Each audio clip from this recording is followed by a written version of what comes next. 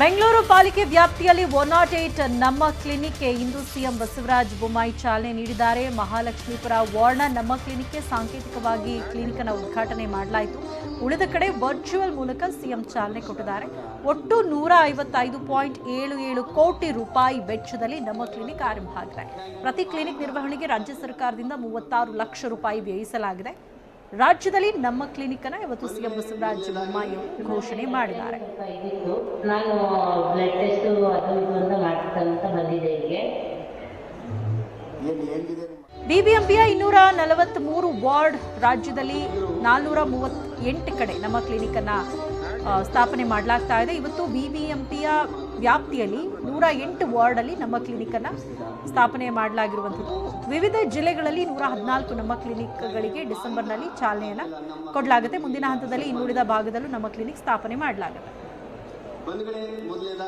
ಕಾಲ ಬದಲಾವಣೆ ಆಗಿದೆ.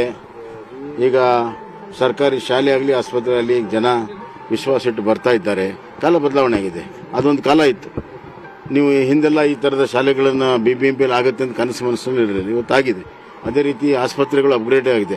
ಇವತ್ತು 108 ನಮ್ಮ ಕ್ಲಿನಿಕ್ಕನ್ನು ಉದ್ಘಾಟನೆ ಮಾಡ್ತಾ ಇದ್ದೇವೆ. ಅವು ಆಧುನಿಕವಾಗಿರುವಂಥದ್ದು. ಕ್ಲಿನಿಕ್ ಅಂದ್ರೆ ಬರೀ ಕ್ಲಿನಿಕ್ ಇಲ್ಲ, ಅದರಲ್ಲಿ ಚಿಕ್ಕ ಲ್ಯಾಬ್ ಕೂಡ ಇದೆ. ಶುಗರು BP ಎಲ್ಲ ಟೆಸ್ಟ್ ಮಾಡುವಂಥ ಲ್ಯಾಬ್ ಇದೆ.